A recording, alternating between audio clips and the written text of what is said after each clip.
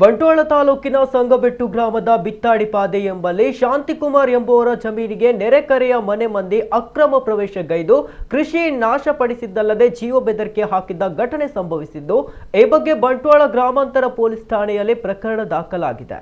ಈ ಬಗ್ಗೆ 44 ವರ್ಷದ ಶಾಂತಿಕುಮಾರ್ ಬಂಟ್ವಾಳ ಗ್ರಾಮಾಂತರ ಪೊಲೀಸ್ ಠಾಣೆಗೆ ದೂರು ನೀಡಿದ್ದು ಇವರ ಸ್ವಾಧೀನದಲ್ಲಿರುವ ಸಂಗಬೆಟ್ಟು ಗ್ರಾಮದ ಬಿತ್ತಾಡಿಪಾದೆ ಎಂಬಲ್ಲಿರುವ ಸುಮಾರು 0.25 ಎಕರೆ ಕೃಷಿ ಭೂಮಿ ವಿಚಾರವಾಗಿ ಇವರಿಗೂ ಪಕ್ಕದ ಮನೆಯ ಸೇಸಪ್ಪ ಶೇರಿಗಾರ್ ಅವರಿಗೂ ತಕರಾರಿದೆ ಎಂದು ದೂರಿನಲ್ಲಿ ತಿಳಿಸಲಾಗಿದೆ।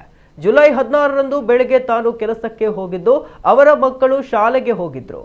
ಮಧ್ಯಾಹ್ನ ಮನೆಗೆ ಬಂದಾಗ ಮನೆಯಲ್ಲಿ ಯಾರು ಇಲ್ಲದ ಸಮಯ ನೋಡಿಕೊಂಡು ಪಕ್ಕದ ಮನೆಯ ಸೇಸಪ್ಪ ಶೇರಿಗಾರ್ ಅವರ ಪತ್ನಿ ಸವಿತಾ ಅವರ ಮಕ್ಕಳಾದ ಸವೀಕ್ಷಾ ಸಮರ್ಥ್ ಸಾಕ್ಷಾತ್ ಅತ್ತೆ ಶಾಂಭವಿ ಮತ್ತು ಕೆಲಸದವರೊಂದಿಗೆ ಅಕ್ರಮವಾಗಿ ಸೇರಿಕೊಂಡು ಬೆಳೆಸಲಾದ 150 ಅಡಿಕೆ ಸಸಿಗಳನ್ನು ಕಡಿದು ಹಾಕಿ ಜೆಸಿಬಿಯಿಂದ ಸಮತಟ್ಟು ಮಾಡಿದ್ದಾರೆ ಎಂದು ಅವರು ದೂರಿನಲ್ಲಿ ಆರೋಪಿಸಿದ್ದಾರೆ।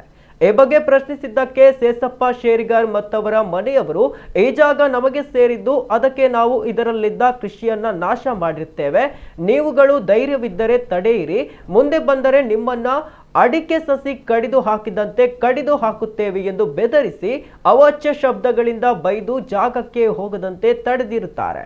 ಬೆಳೆದ ಕೃಷಿ ನಾಶ ಮಾಡುವುದರಿಂದ ಸುಮಾರು 50,000 ರೂಪಾಯಿ ನಷ್ಟ ಸಂಭವಿಸಿದೆ ಎಂದು ನೀಡಿರುವ ದೂರಿನಲ್ಲಿ ಈ ಬಗ್ಗೆ ಬಂಟ್ವಾಳ ಗ್ರಾಮಾಂತರ ಪೊಲೀಸರು ಪ್ರಕರಣ ದಾಖಲಿಸಿ ಮುಂದಿನ ತನಿಖೆ ನಡೆಸ್ತಾ ಇದ್ದಾರೆ।